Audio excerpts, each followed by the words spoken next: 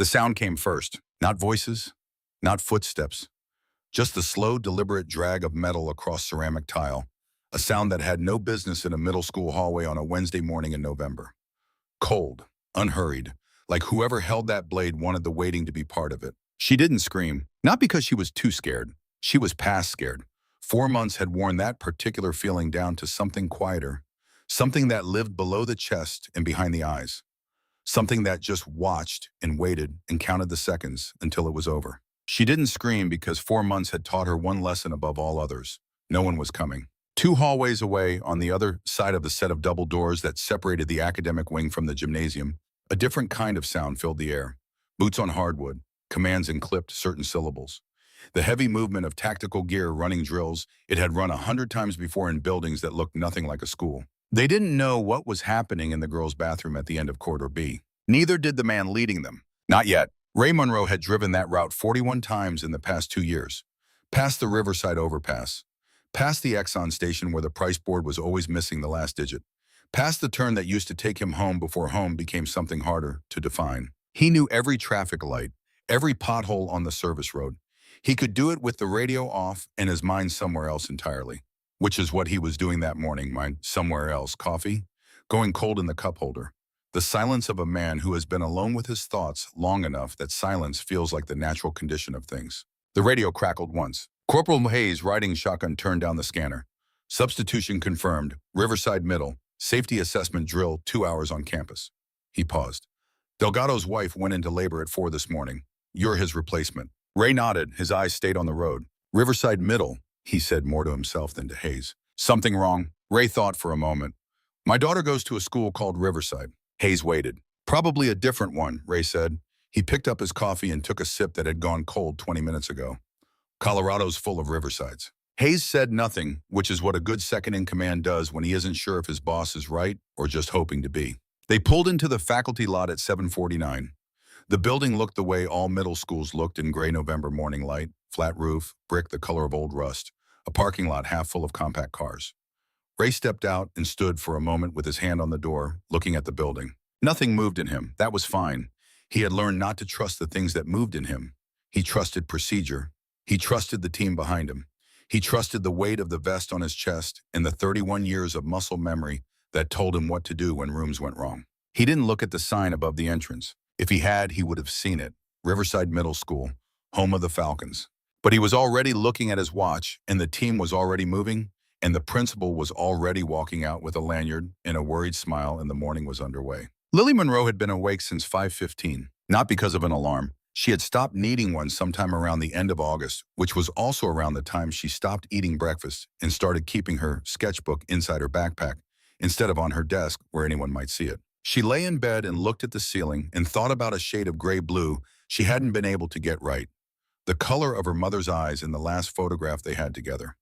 She tried 7 times. Cerulean was too bright, Prussian too cold. There was something in between warm and distant at the same time, and she couldn't find it. And some mornings that felt like the most important problem in the world. Other problems she kept in a smaller, quieter part of her mind, the way you keep a door closed in a house when you know the room behind it is a mess. She got dressed in the dark, jeans, gray hoodie, sneakers with the fraying left lace she'd been meaning to replace since September. She picked up her backpack from the chair by the window and checked without thinking that the sketchbook was inside. Then checked again, then zipped the bag and went downstairs. Her father's bedroom door was already open. The bed already made. There was a note on the kitchen table next to the coffee maker, written on the back of a grocery receipt because Ray Monroe had never owned a notepad. Shift at 6. Dinner's in the fridge, the chicken thing you actually like. Don't forget, Aunt Sharon picks you up Thursday, Dad. He had spelled Thursday wrong. He always spelled it wrong. Lily had stopped correcting him the way she had stopped correcting a lot of things, not because it didn't matter, but because some things were so reliably themselves that correcting them seemed like missing the point. She folded the note and put it in the front pocket of her hoodie. She did that with all of them. The bus dropped her at the corner of Maple and 4th at 7:36, which gave her 14 minutes before first period. 14 minutes was enough time to stop by the art room to look at the board outside Ms. Ellery's room, where the shortlist for the Riverside District Art Invitational had been posted that morning, the edges of the paper still crisp. 6 pieces from the school would be submitted to the county-wide exhibition. Ms. Ellery chose them herself, which everyone knew meant she chose them honestly, because Ms. Ellery had stopped caring what parents thought sometime around 2007 and had been consistently right about art ever since. Lily stood in front of the board and read the names. Hers was there. Monroe Lily Grade 7, Untitled November Series Number 4, the piece she had almost thrown away 3 weeks ago because the gray-blue still wasn't right. The piece she had turned in at the last minute because Ms. Ellery had asked her to, and she couldn't say no to Ms. Ellery. She stood looking at her own name and felt something she didn't have a word for. Not pride exactly, more like recognition. The way you feel when something you thought only you could see turns out to be visible to someone else. She didn't see the other name on the list. The name that had been there in a previous draft and was no longer there. She would find out about that name soon enough. Ms. Ellery said it to the other art teacher in the hallway between second and third period quietly, but in the way teachers say things when they want to be overheard by the right people. That Monroe girl doesn't draw to get better. You look at her work and you understand that immediately. She's not practicing technique. She draws to hold on to something. That's a completely different thing. Mr. Doan looked at the piece pinned to the wall outside the art room. A face in pencil rendered at a slight angle the way you draw a face from memory when the edges have started to blur, and you're working as much from feeling as from image. Hold on to what he asked. Ms. Ellery looked at the drawing for a long moment. Whatever she's afraid of losing, she said. Lily spent first period in English and didn't hear most of it. She was working in this margin of her spiral notebook, small, quick lines. A hand. The way a hand looks when it's holding something too tightly. She wasn't aware she had been drawing hands lately. She didn't notice patterns in her own work. That was something other people did. Second period was history. She sat in the back row by the window, which she had started doing in September because corners were easier. You could see the whole room. You always knew where everyone was. This had not arrived through conscious decision. It had come the way certain knowledge arrives gradually, then completely, the way fog comes in. She ate lunch alone at the far end of table 12 in the cafeteria. The library was closed for inventory that week, so she had no corner to retreat to, no Mrs. Forsythe with a granola bar, and no questions. She sat with her tray and her spiral notebook and her sandwich ham and Swiss, the same sandwich her father had been making her since she was 6 because it was the only sandwich he was fully confident about, and she was halfway through a sketch of a window frame when she heard it. Not the scissors, not yet. Just a laugh, one specific laugh, the kind that carries intention the way a stone carries weight. She didn't look up. She didn't have to. Beckett Sharp was sitting 3 tables away with his history notes and half a sandwich, reviewing for a test 5th period because he was behind. He was 14 and not particularly given to drama, which was why what he saw registered as clearly as it did. No preconceptions, just the facts of a thing. He saw Amber Holt walk up to table 12. He knew Amber Holt the way everyone knew Amber Holt, not because she was popular in the usual sense, but because she organized the social architecture of a grade the way a storm organizes weather. You didn't need to be close to feel it. You just needed to be nearby. He saw her reach across and pick up the notebook next to the quiet girl's tray. He saw the girl go very still. He put down his sandwich. Amber Holt was 15 tall and moved through Riverside Middle with the ease of someone who had been told often that the rules existed to protect people who needed protecting, which was not her. Her mother, Sandra Holt, sat on the district education committee and chaired the upcoming facilities bond campaign, and Amber had absorbed this fact the way children absorb the facts of their household, which is to say completely without ever having it stated directly. She had submitted a piece to the Riverside District Art Invitational in October. She had spent 3 weeks on it. That morning, she had arrived at school early and gone to Ms. Ellery's board before homeroom. Her name was not on the list. Lily Monroe's name was. She had stood in front of that board for a long time. Then she had walked to the cafeteria, found the right table, and reached for the notebook. The notebook was the spiral one, the regular notebook with the margin drawings and the window frame sketches. Not the sketchbook. The sketchbook was still in Lily's bag against her back, which was against the chair, which was solid and present. Not the worst thing to take, but still the wrong thing. Nice drawings, Mouse, Amber said. She had a way of delivering words that were friendly shaped but carried something else underneath, the way certain buildings look fine from the outside until you understand the structure. Lily looked at the table. She had learned over 4 months that looking at the table was better than looking at Amber's face, because eye contact was an action that could be interpreted and interpreted badly. What are these supposed to be? Amber held the notebook at a slight angle. These little window things. Behind her, Sloane laughed on cue the way background music hits the right beats. Sloane was not a complex girl. She did what the room required of her. Wren Calloway stood slightly apart, arms crossed, looking at a point on the wall past all of them. Ren was the hardest to read, which made her the most frightening because unreadable meant unpredictable. My mom used to draw, Amber said in a tone almost conversational. She stopped. Maybe that's the smart choice. There was a long pause in which the cafeteria continued its noise around them, like a river flowing around a stone it doesn't notice. Lily should have let it go. She knew she should. She knew it with the same part of her that knew corners were better, that margins were safer, that doors stayed closed for reasons. But something had shifted that morning. She had seen her name on the board, had stood alone in a quiet hallway and read it twice, and it had meant something, and the meaning hadn't left her yet. "Give it back," she said. Her voice was quiet, level, not trembling, which surprised her. It came out small and clear and complete, the way sounds are at the bottom of a deep space. 2 words. The cafeteria didn't stop. The lunch monitor kept looking at his phone. The river kept moving. But Amber Holt noticed. She looked at Lily for a long moment, and her expression went very flat and very still. Not anger. Worse.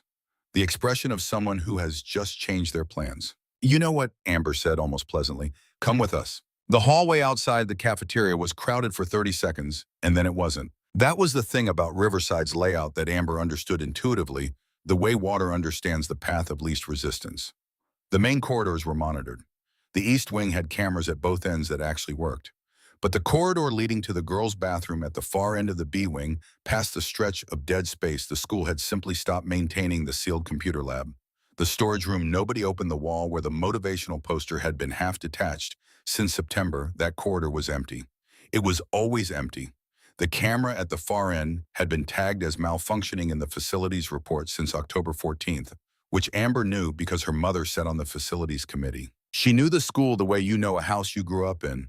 Every soft floor, every unlocked door, every room where sound didn't carry. Lily walked because the alternative wasn't available quickly enough.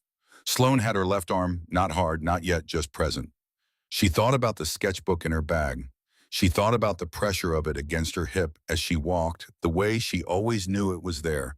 The way you know a heartbeat, not by listening for it, but by understanding that its absence would be catastrophic. She thought about this tray she had left on the table, her half-eaten sandwich. Her father had made it at 5:30, moving quietly in the dark kitchen, careful not to wake her, operating by habit and muscle memory, and the competence of a man who has learned to do things alone. Ham and Swiss, the only sandwich he was fully confident about. Outside in the parking lot adjacent to the faculty entrance, the black van with tactical unit markings sat next to the principal's Subaru. Ray's team was running a perimeter check. Hayes was reviewing the facility map with the safety coordinator, a man named Pruitt, who had the slightly dazed expression of someone who had spent 30 years in insurance and was only recently being asked to think about threat scenarios. Ray Monroe stood by the gymnasium entrance and looked at the building. The hallways moved the way all school hallways moved, in the combination of chaos and rhythm that meant bells and schedules and the physics of several hundred people between the ages of 11 and 14. He had been in schools before for drills for assessments, but there was something he kept returning to. The name on the sign, Riverside Middle. His daughter's school was also called Riverside Middle, but he had been almost certain hers was on the north side of the city near the apartment complex where his sister-in-law Sharon lived. Sharon handled the school logistics, had handled them for 2 years ever since Rebecca died, and the work of parent portals and permission slips and school calendar apps had turned out to be something Ray Monroe could not fit alongside everything else he was trying to hold. He should call Sharon. He reached for his phone, stopped. Hayes was waving him over. Pruitt was pointing at something on the map. The team needed him. He would call Sharon after the briefing. He walked into the gymnasium and began the part of the morning he understood completely. Lily had been in this bathroom before, just as a bathroom in the ordinary way. She knew the quality of the silence in it, how the hallway sound dampened when the door closed, how the fluorescent light above the second sink had a slight flicker you only noticed after you'd been standing there a minute. She knew the cold of the tile through the back of her shoes. She was feeling it now. Amber turned the interior deadbolt. The click was small and ordinary and completely final. It was the kind of lock installed in older school buildings before anyone thought carefully about what that meant, a mechanism designed to give privacy, not to contain. The sound of it settled into the room. Sloane released Lily's arm and stepped back, which was somehow worse. The absence of restraint made the room larger and the exits more theoretical. Wren stood near the door with her arms crossed and her eyes down. She had not spoken since the cafeteria. She was looking at a fixed point on the floor with the quality of someone who is committed to a position and is holding it by not looking at anything that might require her to revise it. Amber reached into her bag and took out the scissors in the unhurried way of someone who has thought ahead, Silver-handled craft scissors, the kind used for school projects. The fluorescent light caught the blade, and the slight flicker made the reflection skip once. Lily watched this. She was aware in a separate part of her mind that her right hand had moved without instruction to the front of her bag. Not to open it, just to touch it, to confirm the sketchbook was there. "You've been very quiet this year," Amber said. She turned the scissors slowly in her hand. "I respect that, actually. But then you go and do something like this." She didn't specify what. She didn't need to. "The board," Lily said. "Ms. Ellery's list." Amber tilted her head slightly. "You think you're better than me?" "No," Lily said. "I don't think about you." The room went quiet. It wasn't defiance. It wasn't strategy. It was simply true, and it came out the way true things sometimes come out, without planning, without any awareness of consequence. Lily did not think about Amber. She thought about getting through the day. She thought about the gray blue she couldn't find. She thought about grocery receipts and Thursday spelled wrong and the sandwich made in the dark. Until this precise moment in this bathroom, she had not been thinking about Amber Holt at all, which was, as it turned out, the most damaging thing she could have said. Beckett Sharp had not gone back to his history notes. He stood in the hallway outside the cafeteria and tracked the direction they had gone toward the B wing, away from the main corridor past the dead space at the far end.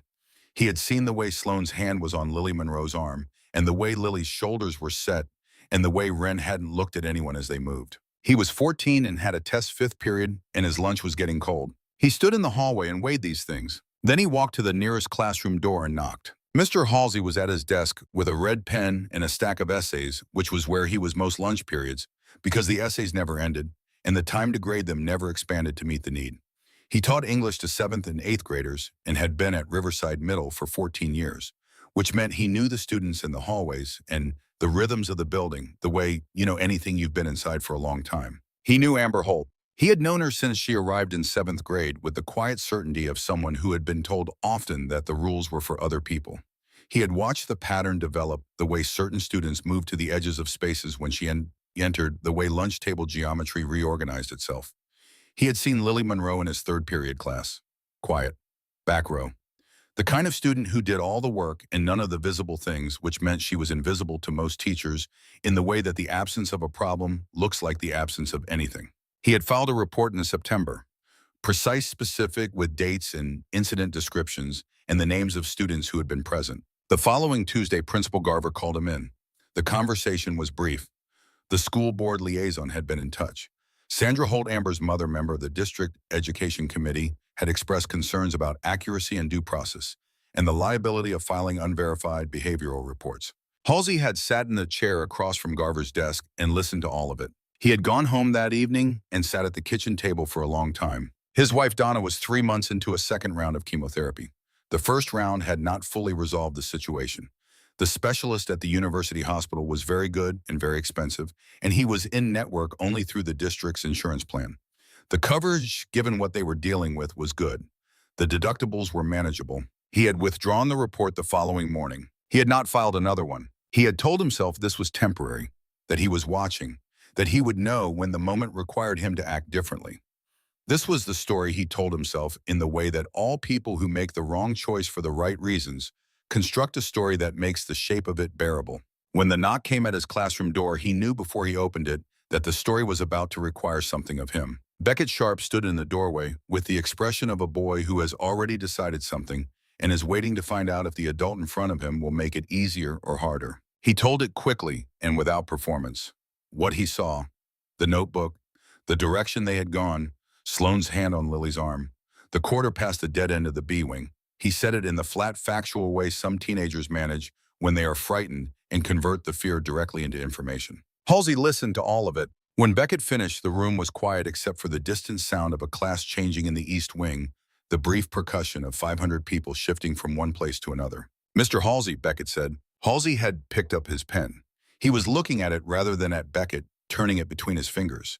The same red pen, the same stack of essays. "I know," he said. Beckett waited. "I know about Amber Holt. I filed a report in September." He set the pen down. "I withdrew it 3 days later." Why? Beckett asked it the way young people ask things, without rhetorical edges, just wanting to know. Halsey looked at the window. Outside, a crow sat on the edge of the portable classroom roof, doing nothing in the cold November light, with the absolute indifference of something that has no part in what happens inside buildings. "My wife is sick," he said. He did not say it to create sympathy. He said it because it was the fact at the center of the calculation. 3 words. Beckett was 14 but not stupid. Mrs. Holt, Beckett said. Her mother chairs the facility's bond campaign currently before the school board. When I filed the original report, the message from Principal Garver was careful in its language and unambiguous in its meaning. Halsey's voice was level worn down to the grain of a thing rehearsed until the emotion has been absorbed by the repetition. If I lose this position, Donna loses the insurance. That's the math. Beckett stood very still. You need to go back to lunch, Halsey said. He pulled the essays toward him and picked up the red pen. Lily Monroe is in that bathroom right now, Beckett said. I know, with scissors. The pen stopped. Halsey looked at the essays in front of him. At the top one, a 7th grader's analysis of thematic elements in a short story filled with the earnest, slightly imprecise language of someone trying their best with tools still too big for their hands. The crow outside had not moved. Go back to lunch, Halsey said quietly. And on your way, stop at the main office and tell Mrs. Pelham there's a situation in the B-wing girls' bathroom. Beckett looked at him. That's 2 hallways farther from the B-wing than you are, Beckett said. Halsey said nothing. I'll go, Beckett said. He said it without anger, which was somehow worse. He left. The door closed. Halsey sat for 30 seconds, so with the red pen in his hand, and the quality of silence that only exists after someone has taken the last version of a certain kind of possibility out of the room with them. Then he stood. He didn't put the pen down. He just stood holding it the way you hold something when you've stood up faster than you've decided anything. He stood for 3 more seconds. Then he walked out of the classroom and turned left toward the B-wing, walking fast, not running. The way a man walks when he is afraid that if he starts running, he will understand too clearly what he's running toward. In the bathroom, the question Lily had asked was still in the air. Amber had not answered it. She was standing 4 feet from Lily with the scissors in her right hand and an expression that had moved through several configurations in the last 15 seconds. What had settled was something Lily recognized with the quiet, observant part of herself that had always been more useful to her than courage. Uncertainty. It was the first time she had seen it on Amber's face. It didn't make anything safer. Uncertainty in a person with power is not the same as uncertainty in a person without it. In a person with power, uncertainty often accelerates things rather than slowing them, because the fear of being seen to hesitate is greater than the fear of going too far. Lily knew this without having the words for it. She knew it through 4 months of accumulated observation. Sloane was positioned between Lily and the door, with the casual thoroughness of someone who has learned where to stand to close a room. Sloane was simple in the best and worst sense. She did what the room required of her, which made her entirely predictable and entirely dependent on what Amber decided next. Wren remained near the door. She had been near the door since they came in. Of the 3 of them, Wren was the one Lily had thought about most. Not Amber, whose behavior had a logic she could follow even when she couldn't stop it. Wren, who was smart enough to know what was happening, who sometimes showed something in her face that looked like the beginning of a different choice and then didn't make it. Open the bag, Amber said. Lily looked at her. The backpack. Amber nodded at it. Open it. There it was. Lily had known it was coming, the sketchbook, the real one, the one she kept and protected and checked for twice every morning. The thing she could not show the fear about because showing the fear was the same as telling them exactly what to take. She did not move. Open it, Amber said again. Harder now, more operational. The voice of someone who has stopped waiting and started issuing. No, Lily said. 1 word. Small and complete. Sloane moved a half step forward. Amber held up her free hand slightly and Sloane stopped. Amber looked at Lily for a long moment. Then unexpectedly she sat down on the edge of the sink in the casual way of someone settling in. The scissors rested across her knee like an afterthought. You know what your problem is? She said, almost reflective now. You act like nobody can see you, like you can sit in your corner and draw your pictures and stay out of everything and none of it touches you. Lily said nothing. You think Ms. Ellery putting your name on that board was about your talent? Amber looked at the scissors, then back. It was a message. She's been making a point about me for 2 years and using whatever she can find to make it. This year she found you. There was something in her voice Lily hadn't heard before.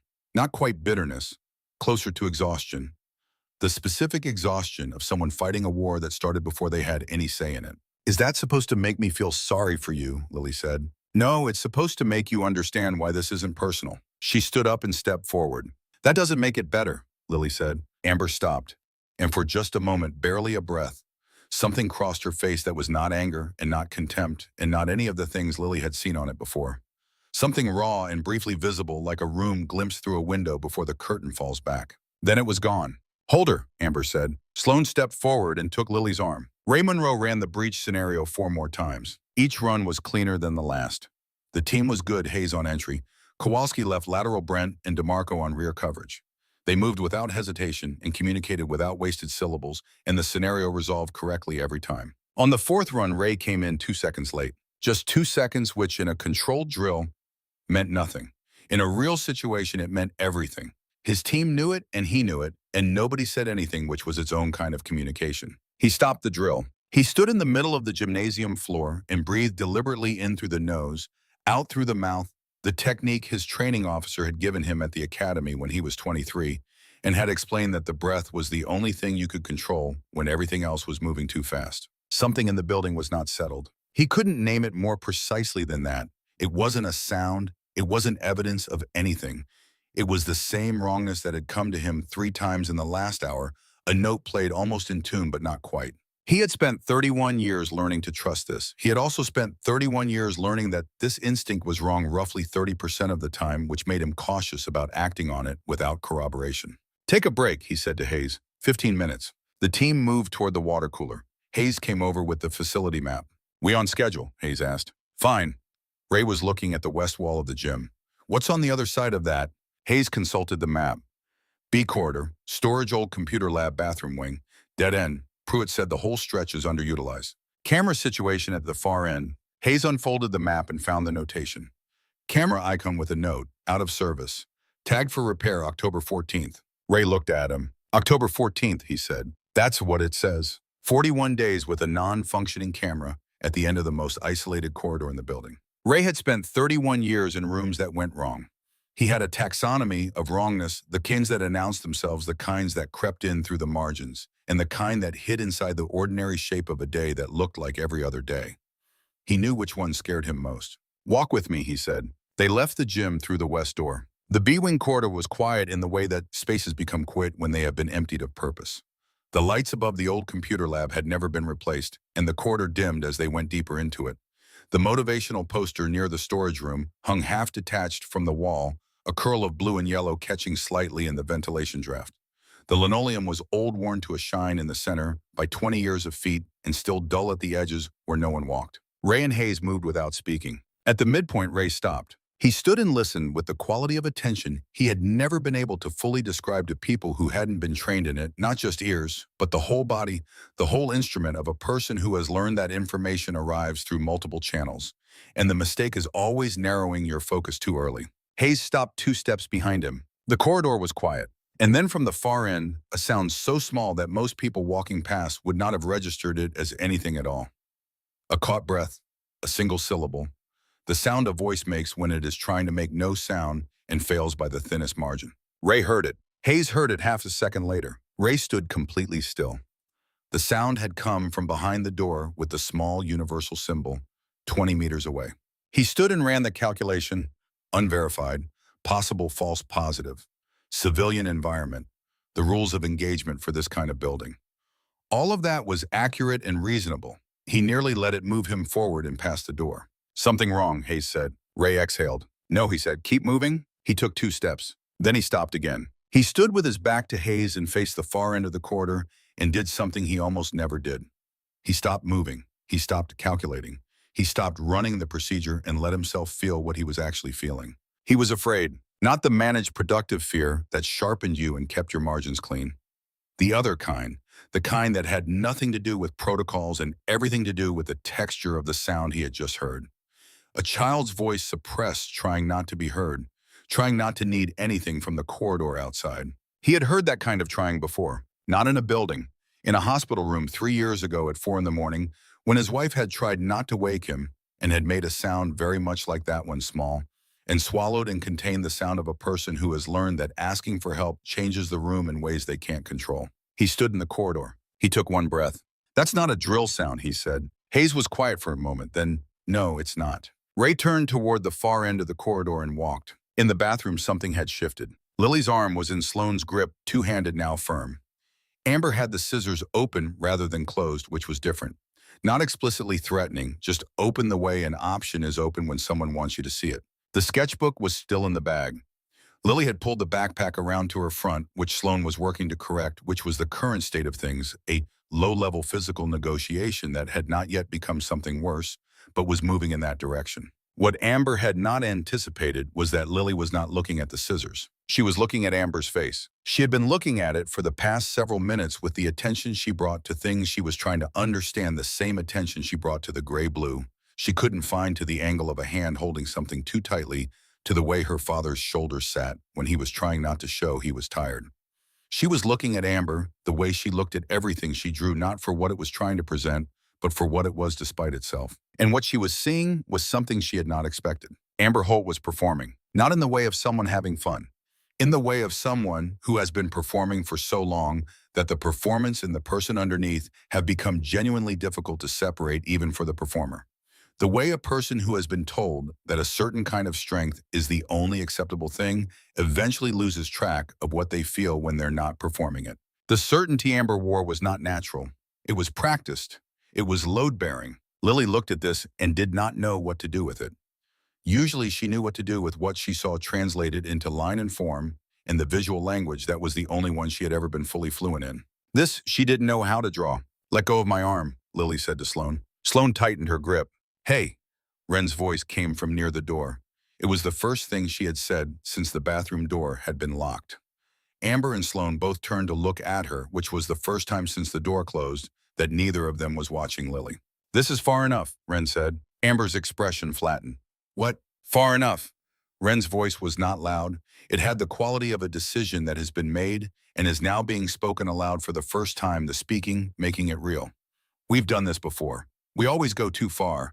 And this time I'm not—" "Wren!"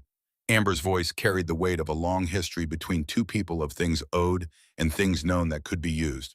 "Don't!" Wren looked at Lily, and Lily looked back at her. What passed between them was not language, it was recognition. Two people who had sat in the same kind of silence, the silence of someone who had needed something and not asked, who had seen something and not spoken, who had learned that making yourself smaller is the same as making yourself safe. Two versions of the same learned response meeting across a bathroom floor. Wren looked at the floor, her arms dropped to her sides. She took one breath. Then she crossed to the door in 3 steps.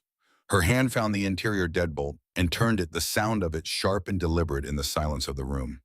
She pulled the door open before anyone moved to stop her and stepped out into the corridor. Amber made a sound half word, half something else, and took a step toward the door. Sloane's grip on Lily loosened fractionally as Sloane turned to follow Amber's movement. Lily felt the loosening. She did not run. Running would require getting past Amber, who was between her and the open door. She stood where she was and waited. The fire alarm was mounted on the corridor wall 18 inches past the bathroom door. Wren Calloway had walked past it every day for 2 years. She knew exactly where it was. She had looked at it before in the way you look at something that represents a choice you haven't made yet, with peripheral awareness that wasn't quite intention and wasn't quite avoidance. She stood in the corridor in the dim light from the dying fluorescent above the old computer lab and looked at the alarm box. She thought about herself 3 years ago in a different school, in a different corridor, in a situation that was not different at all in the ways that mattered. The specific hope she had carried every day for 6 months that someone would walk past and see and make the choice she didn't know she could make for herself. No one had. She had learned what that cost. She thought about Lily Monroe's eyes, which had not been asking for anything. Not hoping, just watching to see what the world would do next. That was the thing, not the scissors, not the 4 months of accumulated incidents, not the broken camera and the dead corridor and the report filed and withdrawn. All of that was terrible, and none of it was the thing that moved her. The thing was that look. She reached out and pulled the alarm. The sound was enormous and immediate, designed to be impossible to ignore, to replace every other signal in the body with one single imperative. It filled the corridor and radiated outward through the building's walls and floors, through the ordinary Wednesday morning of several hundred people who had been in the middle of things and were now not. Wren stepped back from the wall. Her hand was shaking. She looked at it with a kind of distant curiosity, as though it belonged to someone slightly separate from herself, someone who had just done something irreversible and was only now fully understanding what that meant. From inside the bathroom, she heard Amber's voice, sharp and short, and then the sound of fast, startled movement. From the far end of the corridor, she heard something else. 2 sets of footsteps, moving fast. Ray Monroe heard the alarm the moment it sounded, which was the moment he and Hayes were 6 meters from the bathroom door. He did not slow down. He knew the sound of a fire alarm thoroughly, the way you know any sound you've been hearing your entire professional life. He also knew the difference between a fire alarm and a fire alarm that is covering something. The difference was not acoustic, it was contextual. It was the collision of the alarm sound with the corridor he was already running down toward a door he was already moving toward in response to a sound he had already heard. He didn't slow down. A girl was standing in the corridor outside the bathroom door, her back against the wall, her hand still half raised toward the alarm box on the wall. She looked at them with the expression of someone who has just done the most significant thing of their life and is still processing what that means. Ray looked at her for half a second. Then he looked at the bathroom door. The alarm was still cycling. Somewhere in the building, the evacuation had begun. Classroom doors opening, 500 people moving through hallways in the practice geometry of a drill. Out there, it was procedure. Here in this corridor with this door with the sound he had heard 20 minutes ago, still precisely located in his memory, the alarm was something else entirely. He looked at Hayes. The procedure, Hayes said. Not an objection, an acknowledgement. Ray already knew. Female facility. Unconfirmed threat. Protocol required a female officer or female staff member before entry. There was no female officer in the team that day. In the 3 seconds they stood outside the door, those were the facts. Ray Monroe stood at the door and breathed. He thought about a hospital parking lot, about sitting in his car with a result sheet from a test Donna Halsey's doctor would call a similar kind of result for different reasons. No, he stopped.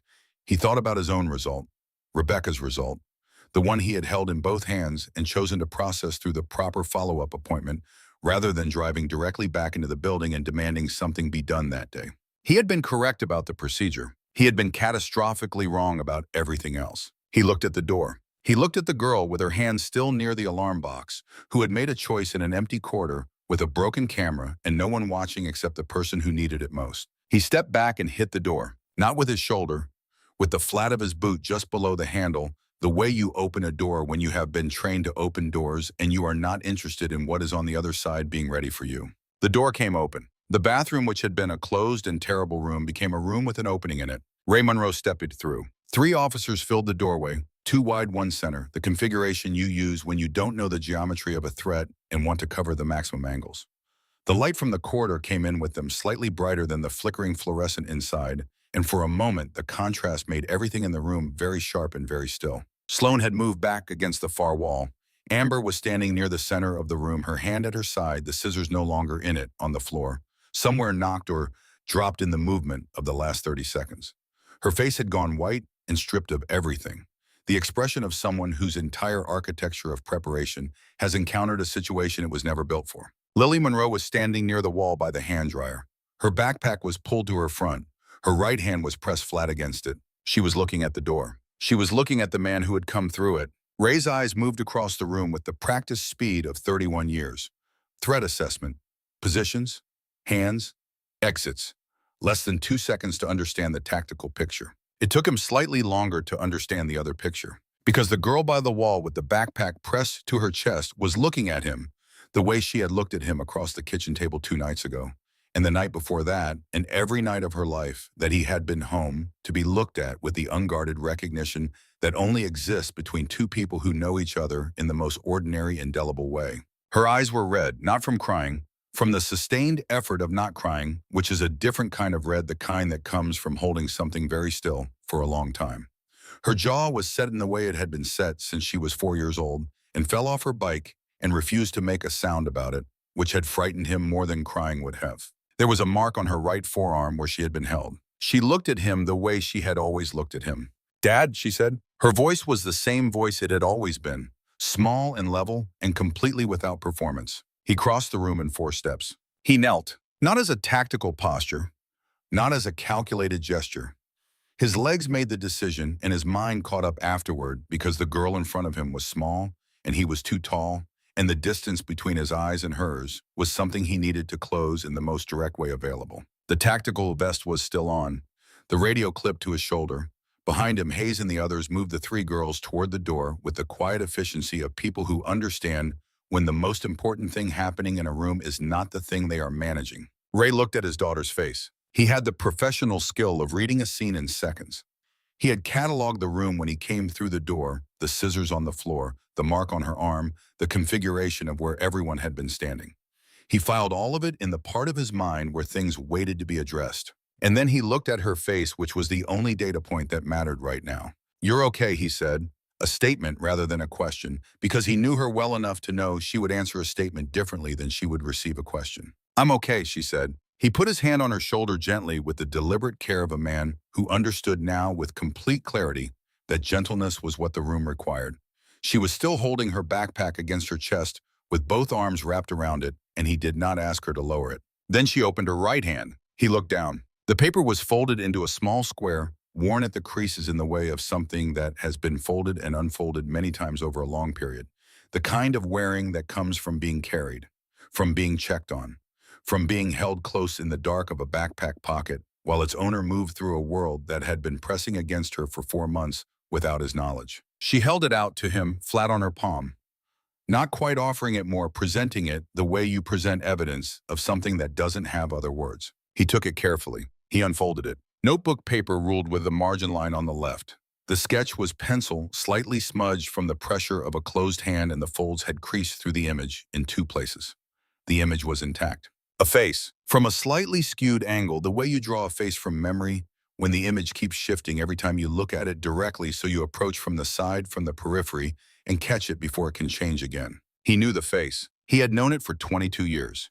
He had last seen it in life on a Tuesday morning in March 3 years ago, in a room on the 4th floor of the university hospital that smelled of antiseptic and the floral arrangement Sharon had brought the week before and would bring again the week after, except there was no week after. He sat with that for a moment, kneeling on the bathroom floor holding a piece of notebook paper in both hands. He had not cried at the funeral.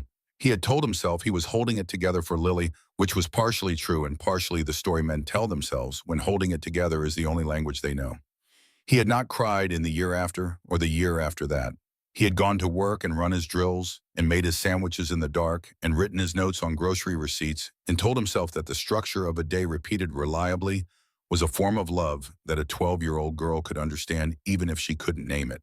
He had been wrong about some of that. He was understanding this now, with the clarity that only arrives when you have been keeping something at managed distance and the distance has suddenly become impossible to maintain.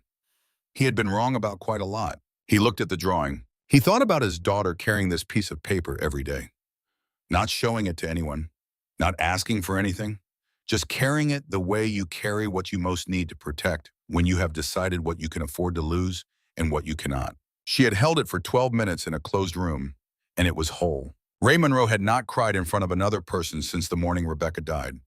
He was aware that Hayes was still in the room. He was aware of the radio on his shoulder and the procedure that would follow and all the things surrounding this moment, like a frame around something that would not stay inside it. He looked at the tiled floor for a moment. Then he looked at his daughter. The thing that had been sealed for 3 years, not broken, not resolved, not processed in any of the ways he had been advised things could be processed.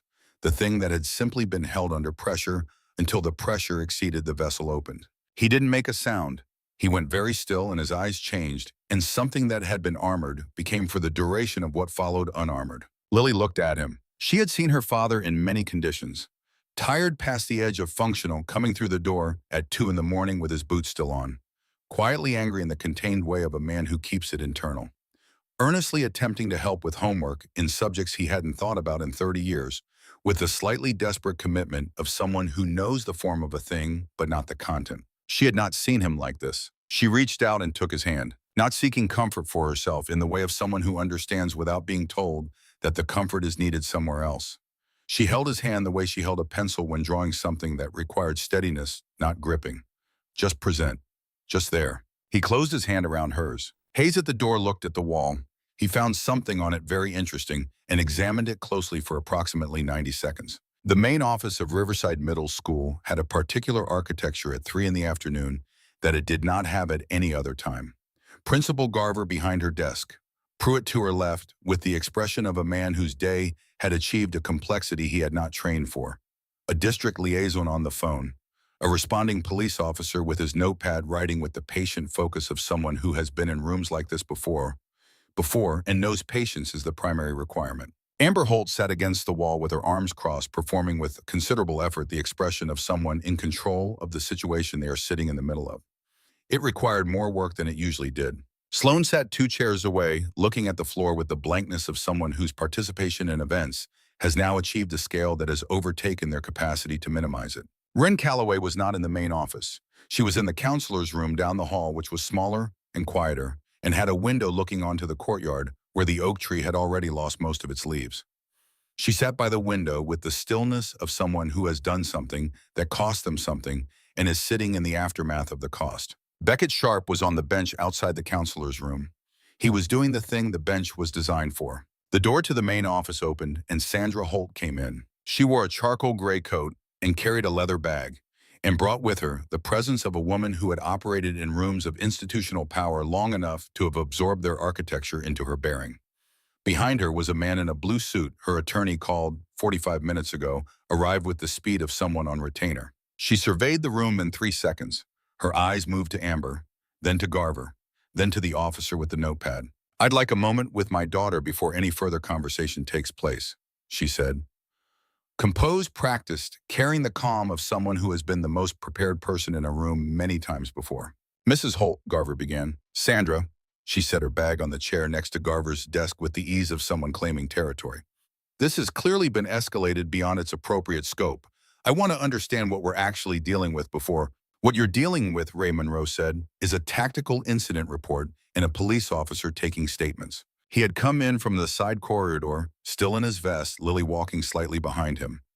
His voice carried the weight of a man who does not raise it because he has never needed to. It filled the room without effort, the way certain instruments fill a hall, not through volume, but through resonance. Sandra Holt looked at him. Her attorney looked at him. "There are 2 functioning cameras in this building's main corridor," Ray said. "The camera in the B wing was non-functional, the condition logged in the facilities report dated October 14th. My team carries body cameras. Colorado law requires disclosure of body camera footage in the context of an officer-attended incident. The footage from the past 2 hours is part of the incident record." He paused. "The scissors present in the bathroom have been logged and photographed. The responding officer has taken preliminary statements from the student who activated the alarm and the student who approached faculty to report the incident." He looked at the attorney. "If you'd like to discuss scope, that's the scope." The attorney looked at Sandra Holt. Sandra Holt looked at her daughter. Amber had not moved, arms still crossed, but the expression she had been sustaining with considerable effort had stopped performing. What was underneath it was not what most people in the room would have expected, operating as they were on the assumption that beneath performed composure lay either guilt or defiance. What was underneath for anyone paying the right kind of attention was exhaustion. Ray had paid the right kind of attention. He had looked at Amber Holt for 4 seconds when he came through the bathroom door, and his assessment had included in the category of observations filed for later consideration the fact that she did not look like someone enjoying what she was doing. She looked like someone doing what she had learned to do in the situations that felt beyond her control, which was the behavior of a person who had been taught consistently that the only acceptable response to vulnerability was to make the space around you less safe for everyone else. He had seen that before. In grown men, in rooms that went wrong. He filed it and moved on. But he had seen it. Mr. Halsey arrived at the main office at 3:17. He knocked on the open door. He waited until Garver looked up. Then he came in and stood in front of her desk in the manner of a man who has been calculating something for a long time and has arrived at the answer he is going to live with. He had a folder in his hand, 5 pages single-spaced with specific dates and incident descriptions and the names of students who had been present. He set it on Garver's desk. "That's the original report," he said. "I kept a copy before I withdrew it. I'm refiling it today. All of it, including the conversation we had in September." Garver looked at the folder. "Dennis," she said quietly. "I know," he said. He still had the red pen in his hand. He had carried it the entire length of the building without noticing until now. He looked at it for a moment as though seeing it clearly for the first time. Then he put it in his pocket. "The conversation in September was not coercive in the legal sense, and I'm not filing it as such," he continued. "I'm filing it as context, because context is what the situation has been missing." He looked at Sandra Holt directly. "Your daughter has been running the same pattern since September in an environment where the people responsible for interrupting it understood explicitly or implicitly that doing so carried a professional cost. That's not entirely Amber's fault. It's not entirely yours, but it belongs in the record." The attorney began to speak. Sandra Holt held up one hand to stop him. She kept looking at her daughter. Something moved in her face that was not quite visible to most of the room, but was fully visible to Halsey, who had taught long enough to know what it looked like when a parent saw their child for the first time in a while.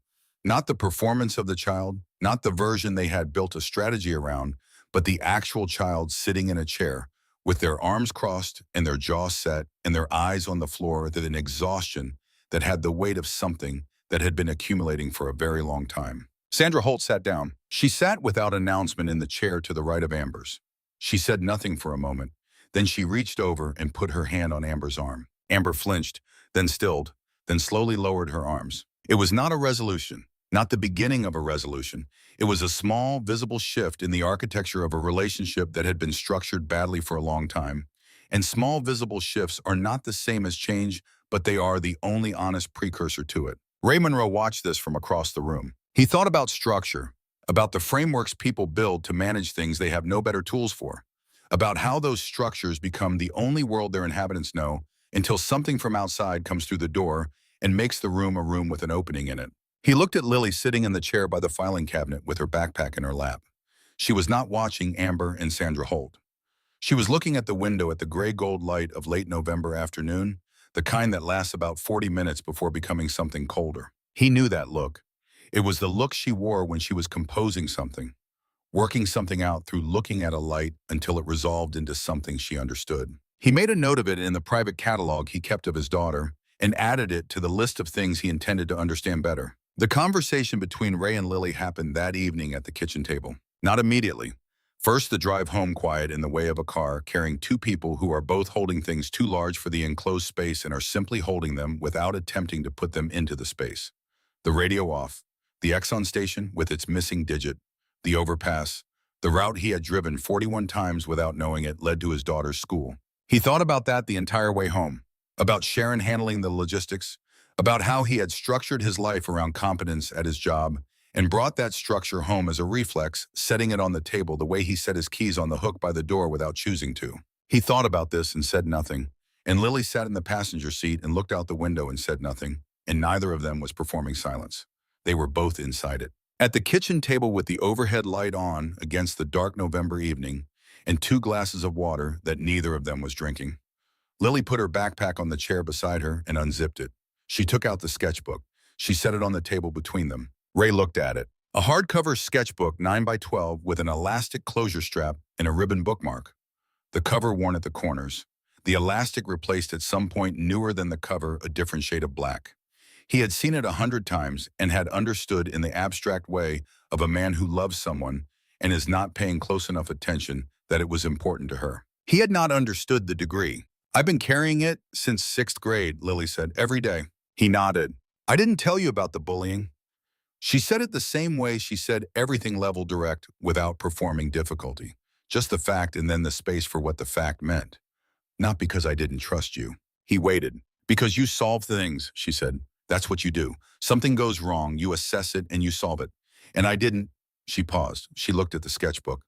"I didn't want to be a thing that went wrong." Ray sat with this. He sat with it the way you sit with a statement that is accurate and has been accurate for a while and is landing now because the circumstances have finally forced the angle. "You've never been a thing that went wrong," he said. "I know that," Lily said. "I know you don't think of me that way."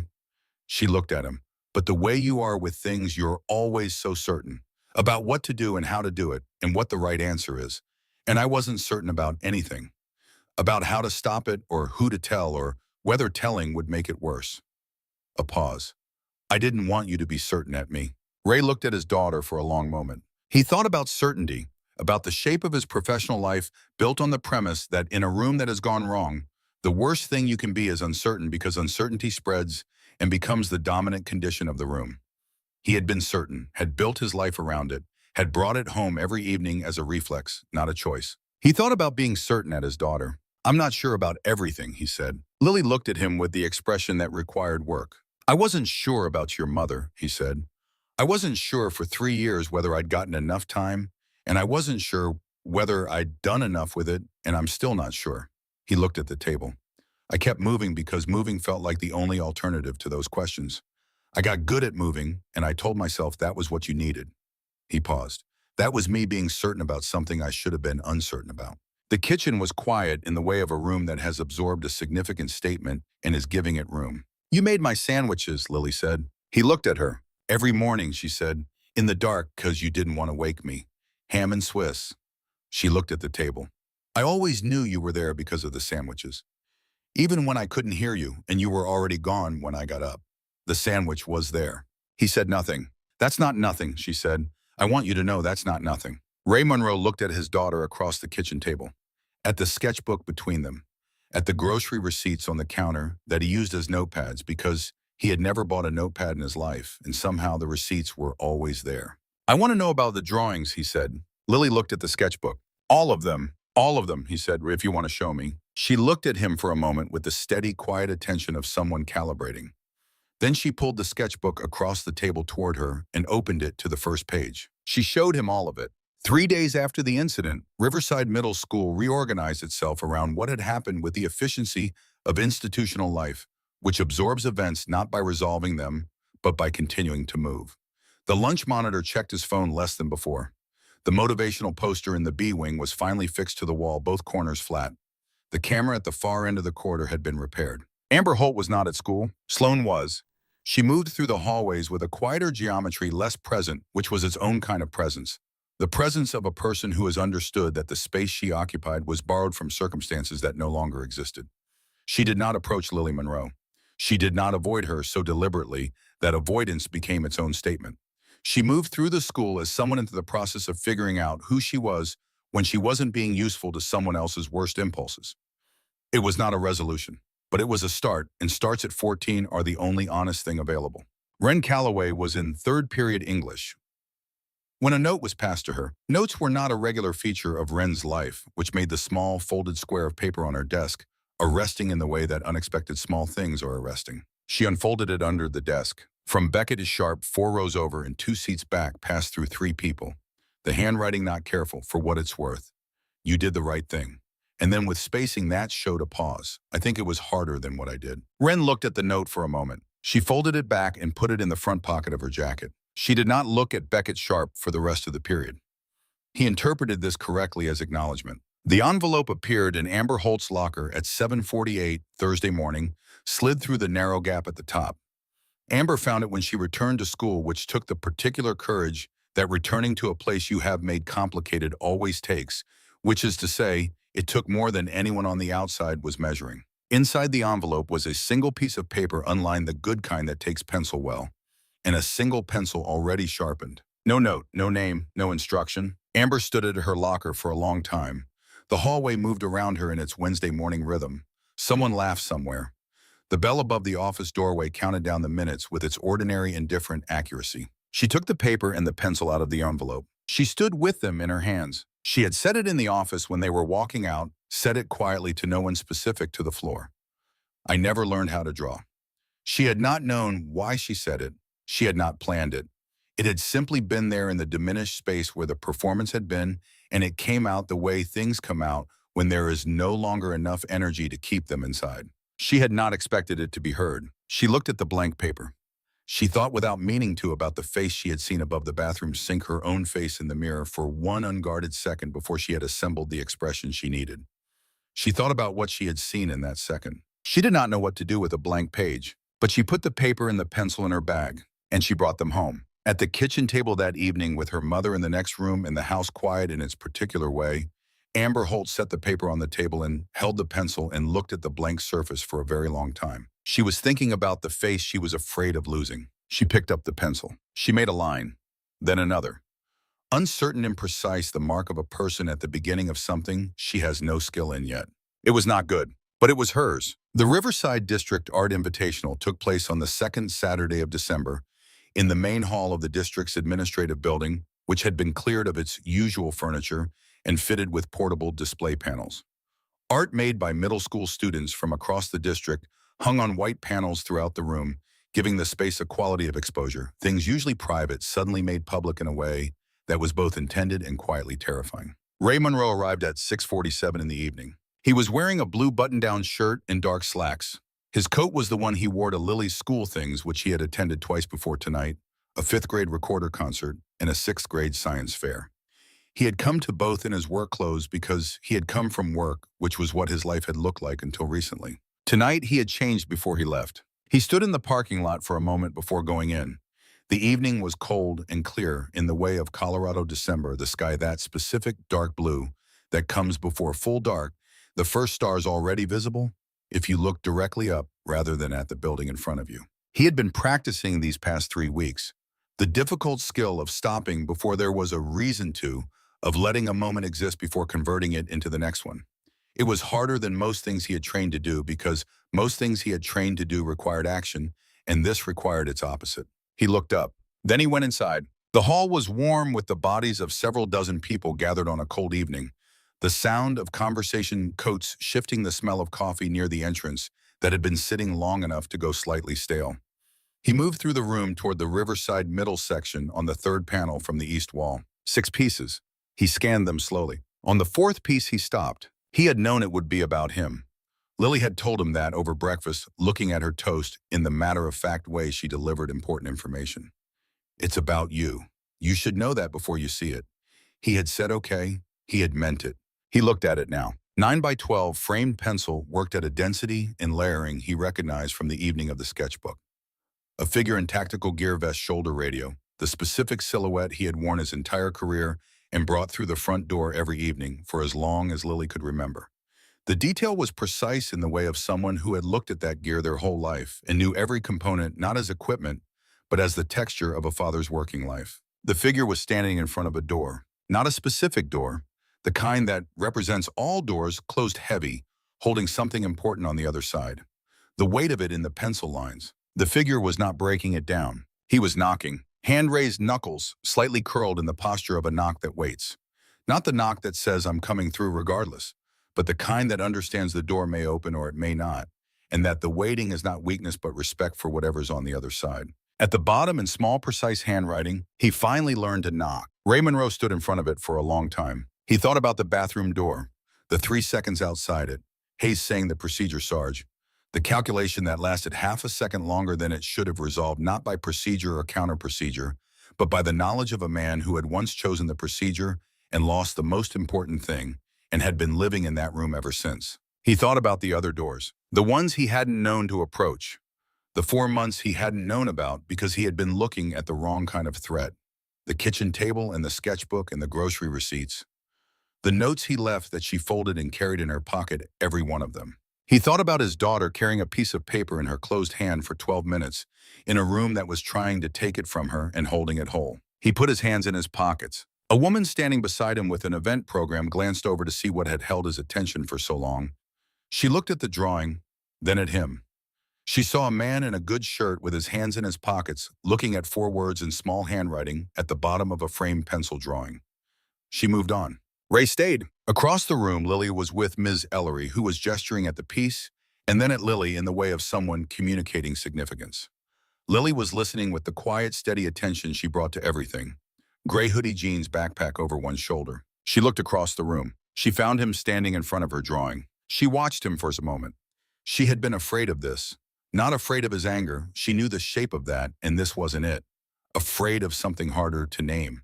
The reaction of a person who sees himself in an image he didn't pose for and has to decide in real time in a public room what to do with what he understands. She had drawn it honestly. She had not softened it or made it easier. The figure at the door was recognizably him, and the gesture he was making was not the gesture of his professional life. It was the gesture of a student, of someone learning something slowly and with difficulty in the way that the important things are always learned. She had given him 4 words. Ms. Ellery finished speaking and excused herself to greet another family. Lily crossed the room, slowly moving around the clusters of people and the display panels until she was standing beside her father. He didn't turn right away. She stood next to him, and they both looked at the drawing. "You got the vest right," he said. "I've been looking at it my whole life," she said. A long moment passed between them. Not uncomfortable. The kind of silence that belongs to 2 people who have finally stopped managing the distance and are standing in whatever is left when the management stops. "The hand," he said. "The knocking." "Yes," she said. He turned and looked at her. She looked back at him. He put his arm around her shoulders. She leaned in slightly in the small, unperformed way of someone who has been waiting for something without quite knowing they were waiting, and the waiting is now done. Behind them, 4 words in small, precise handwriting held their place on the wall. The room continued its ordinary, necessary business around them, conversation and coffee in the particular weather of a school event on a cold December night. Outside, the Colorado stars were doing what Colorado stars do in December, which is to fill the dark with more light than you expect, more than you remember, more than seems possible from that distance. Ray Monroe stood with his arm around his daughter and did not need to say anything. She had already said it. She had said it in pencil on good paper in 4 words that neither of them would ever need translated. Some things you draw because you can't say them. Some things you hold in your closed hand until the room has an opening. And some things, the things that matter most, the things worth crossing a corridor for, worth breaking a door for, worth kneeling on a cold tile floor, for those things, it turns out, have been there the whole time, waiting for someone to finally learn to knock.